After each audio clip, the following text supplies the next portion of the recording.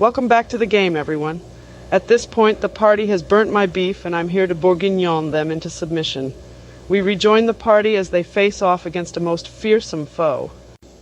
Diana, since your party fumbled your intro quest, I'm giving you one free action to distract the Lich and help the party form a plan. I accept. I activate my signature skill, Princess Lures, to attract the Lich's attention. Your Princess Lures is summoned, and the Lich is momentarily distracted. You have a minute to regroup, but it won't keep her focus forever, so make good use of it. What is a Princess Lures? A token of my memory. For some it is hope, for some wealth, for others simply childhood joy. Most cannot resist its charm. Damn it. Sold mine on eBay. Who is the Lich, and how do we defeat her? She is the true queen of the realm, and the Mistress of Bones. She has been driven to madness from her obscurity, and now resides here, safely out of mind for those in real power. Wait, she's the queen. Why hasn't anyone heard of her? She hides behind an ancient spell, the Royal Rota. You needed me to pierce the veil and bring her to light. How do we stop her? I honestly do not know. I have exhausted all of my knowledge. You only told us like 4 things, if that. Yes, that's about all there is to know. The Mistress of Bones breaks free from her trance and redirects her attention to the party. Ready or not, folks, here she Camilla's. The queen cackles from her throne of bowls. Her eye sockets glow with an eerie green light. She raises her staff, and a squad of skeletal warriors rise from the floor. It's your move, Nancy. I call upon Pope Francis, requesting his divine power to smite these unholy creatures. I aim for the Mistress of Bones herself. 17, your shield glows with a divine light, and you hurl it at the Mistress of Bones, dealing a solid hit. She hisses in rage. Hillary, your roll. I channel my magic and cast a whirlwind spell to blow away the skeletal minions. 14, a gust of magical wind sweeps through the room, sending the skeletons scattering. Joe, you're up. Corn Pop, it's our time. I blast a shadow bolt straight at the Mistress. Oof! A 1. Your shadow bolt veers wildly off target, striking the roof and causing chunks of debris to fall on us. Diana, let's go. Seeing the falling debris, I quickly cast a protective barrier to shield us. 20. Just in time, a dome of light forms around you, deflecting the debris. Reagan, you're up. I'll try to salvage this situation with a distracting dance, aiming to confuse the Mistress and her skeletal minions. 11. You start a frenetic dance, and some of the skeletons seem to be thrown off their rhythm. The Mistress of Bones, seemingly amused by her dance, raises her hand to launch a bone spear at Joe. 15. The spear grazes your arm, Joe. That's going to sting. Emboldened by Diana's protection, I make another divine smite attempt at the Mistress of Bones. 10. Your smite lands, but it doesn't seem to affect her as much this time. She merely chuckles. Hillary? I try to amplify my magic with a frost spell, targeting the Mistress directly. You roll a 6. Your frost spell throws a cold burst of snow, but it doesn't quite reach the Mistress. Joe, your move? I gotta make up for that miss. Corn Pop, lend me your strength. I aim another shadow bolt at the Mistress. 18. Your shadow bolt hits Camilla squarely in the chest, making her stagger backward. Diana? I'll cast a healing spell on Joe to recover from that bone spear attack. You roll a 14. Your spell works wonders. Joe, you can feel the wound closing up. Ronald, your turn. Well, my dance didn't work as well as I'd hoped. I'll use my throwing daggers against the Mistress this time. 12. You throw a dagger and it embeds itself into one of the Mistress's arms. She seems more annoyed than anything. Recovering from your assault, the Mistress of Bones raises her hands and conjures a spectral wall. 19. The wall slams into Nancy, pushing her back and knocking her to the ground. Nancy, you're prone and will need a turn to get up. Pope Francis, protect me. Hillary, we skip Nancy and it's your move. Seeing Nancy down, I conjure an ice barrier between her and the Mistress. 14. An icy wall materializes, shielding Nancy from further attacks. Good move. Joe, your roll. I've got to capitalize on my last hit. I open a portal to the bowels of the netherworld and unleash a blast of brimstone and fell flame. A2. Joe, the sulfuric blast from your bowels serves to annoy Camilla, but does little else to help the situation. I'll cast a regeneration spell on Nancy to help her recover faster. 16. Success. Nancy, you feel a warm energy enveloping you, mending your wounds and helping you get back on your feet quicker. Pope Francis's light guide me. I'm Anglican. That's fine, nobody's perfect. Ronald, your go. It's been a rough fight. Let's see if we can get this turned around. More like let's get this fight turned on. I expose my boobies full nip to distract the Mistress of Bones. You roll a 6, a miss. Reagan, it seems your jugs aren't quite as seductive as you thought, only serving to confuse the mistress. Nancy, you've been pushed to the back of the rotation, but it's your go. I struggle back to my feet, gripping my shield tightly and readying myself for the next assault. I channel the divine light of Pope Francis to engage a devotion aura, amplifying my divinity and those around me, even if their religion is founded on heretical English divorcees. Well, a success. Your devotion aura channels throughout the party. With a horrific laugh, the Forgotten Queen prepares to attack again. 8. Barely a hit, but still a hit. A volley of bone shards erupt from her hands, but most of them just graze your group, causing minor injuries. Hillary, let's go. I raise my rapier and tap into the network of local ley lines to channel magic for my next turn, drawing in additional mana. You got a 10, Hillary. You feel arcane, divine, and fell magics empowering your blade for your next attack. It's going to be a doozy. I can't wait. All right, Diana, what's your plan? I cast a healing wave on the group. We need to stay in good shape.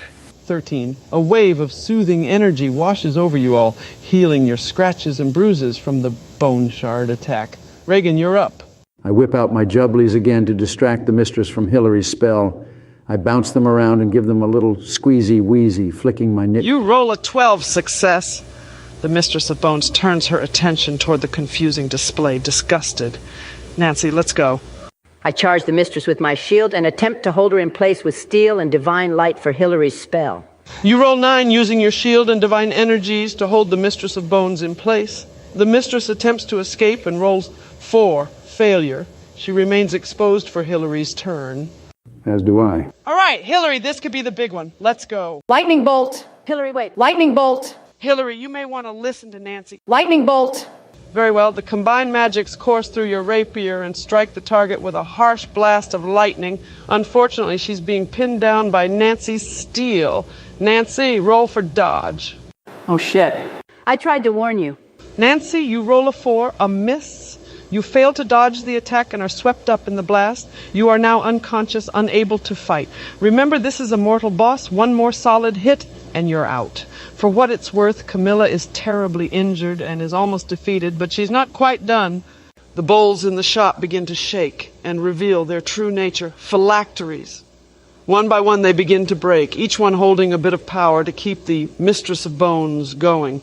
If the store were to empty of these bowls, things would be very bad indeed. The situation is grim, but hopefully it is looking up. Joe, your turn. I pull the dark magic from the breaking bowls into a soul stone, keeping them from the Mistress. Joe, you roll an 8. Barely a success, but still a success. The souls from the breaking bowls begin to flow toward the soul stone. Beware, your soul stone won't hold all of the souls and has the potential to break unless another solution is devised. And Diana, your move. I am torn. I wish to heal Nancy and aid her, but I also feel I could purge these bowls. The risk feels too great on both sides. Take out the bowls, Diana. It's okay. The light of Pope Francis will keep me safe. Very well. I pray for divine magic to cleanse the lost souls within the bowls and eliminate the phylacteries. You rolled an 18. Fantastic! The bowls crumple to dust, and the lost souls captured by the Mistress of Bones are released from her bindings, dissipating from the shop and leaving the lich helpless and near death. Ronald, your move. I sashay this bod day over to the Mistress and plant my blade at the base of her neck. I attempt to decapitate her, ending this once and for all. 11. The Mistress of Bones loses her most important one, her skull. Finally, Camilla is defeated. The phylacteries purified, and the fight is over. Hillary and Diana roll for effective healing on Nancy. That was a close one. I was never afraid. The light of Pope Francis guides me and defends me from harm, sheltering me in my time of need, and... Oh, Did you both seriously just critically miss? Yes, they sure did, Captain Poops. I don't understand how. What are even the odds? 1 in 400. That's some bad luck. And I know about bad luck. It's how I became the first female mayor of San Francisco. Wait, that wasn't dumb luck. That was... Stop, just let it go. They said I got a finger in there, but truth be told, I managed to go all in up to my elbow. Holy shit, Christ. stop it, please. Christ on a croissant. Let's continue, please. You both critically miss your healing spells. Unfortunately, at this stage, it would seem that Nancy needs raw Catholicism rather than your Protestant magics. Although it's basically all the same inane, controlling bullshit, the magics counteract and push Nancy over the edge. That said, Nancy, this run of bad luck is not the end. Yes, this was a mortal boss, but the boss did not kill you. Your party did. We did a real good job, too. In my defense, this was 90% Hillary's fault. Lightning bolt! In your unconscious state, you begin to dream, a figure appearing out of the mists. He has risen to the occasion, here to carry you on his back through these hard times. Slowly, the figure begins to form, his long white robe gliding upon the ground as he walks. No. It couldn't possibly be him. And yet, plain as I can see, here you are, here to save me. I knew you would come, my King of Kings, my Lord, my light. Hey, it's a me, da Popa da Francis. I like a da eat a da pizza and a da spaghetti. This feels offensive. Julia Francis is Argentinian. I like a da eat a da asado. I cast a da resurrection spell just like I did with a da Jesus and a da Lazarus da. Up you go, eat a da magic wafer and be a resurrected What? You find the power of the original church flowing through your veins and bringing you back to life. You are still very beat up, but you are alive and conscious. The three of you tend to Nancy. Joe, let's search the shop for more clues. I'll check behind the counter. With the bowls gone behind the counter, you find very little. There's only a small carved medallion bearing the sigil of the crown. There, a mark of the crown. All of the royals have one. It allows us to penetrate the veil of the royal rota and see who we truly are. So with this we can find our adversaries. It is difficult to control and almost impossible for those outside the royal household. Mine is but a shadow of its former self and grows weaker by the day. I feel I am lucky to have found this place. If she was the queen, shouldn't this be the end? Who on earth could be more powerful than the queen, even if she was here in hiding? And what would the queen be doing here in Alexia rather than at the palace in Suncrest? The royal rota conceals many things. She may have been the queen, but her power was limited and her followers few. The Queen Mother retains her grip on the kingdom. I believe she sent Camilla here to clear her from their path. Why would they go through the trouble of attacking us at the tavern? Because they did not. The ogre was meant for me. I can still access the royal rota, and even in my weakened state, an outsider poses a grave threat with this knowledge. So we're just in the crossfire. Why shouldn't we just turn a blind eye? Because that's not who we are. Besides, we've taken down the queen. If we weren't on the list before, we are now. Ah, you can say that again. My, it would seem Camilla was just as effective as my ogre.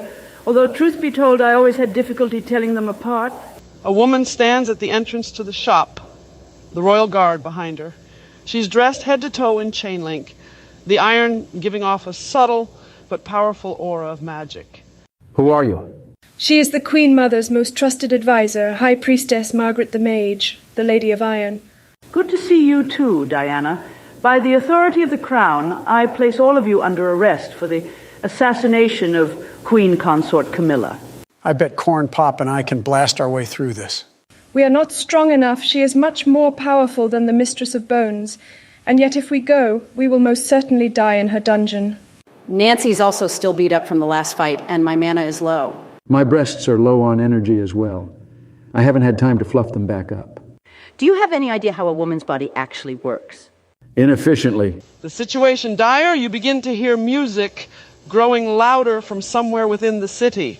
The sound of a cart becomes apparent as entangling vines burst from the cobblestone and wrap themselves around the guardsmen.